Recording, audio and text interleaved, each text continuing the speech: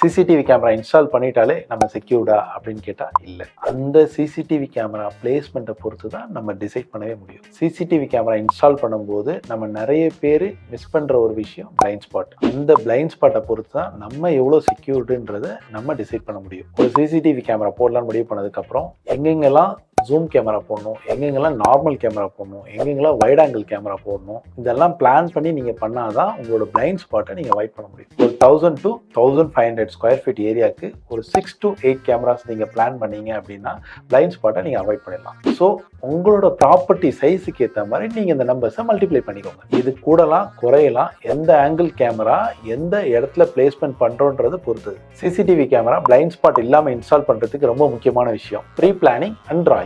இதுல தான் நாங்க எக்ஸ்பர்ட். எங்க எக்ஸ்பர்டைஸ் வச்சு 15 வருஷமா மோர் தென் 500+ கிளைண்ட்ஸ்க்கு பிளைண்ட் ஸ்பாட் இல்லாத செக்யூர் சிசிடிவி கேமரா நாங்க இன்ஸ்டால் பண்ணி கொடுத்துட்டு இருக்கோம். உங்க ஆஃபீஸ்க்கு பிளைண்ட் ஸ்பாட் இல்லாத சிசிடிவி கேமரா இன்ஸ்டலேஷன் பண்றதுக்கு உங்களுக்கு என்னால சப்போர்ட் பண்ண முடியும்.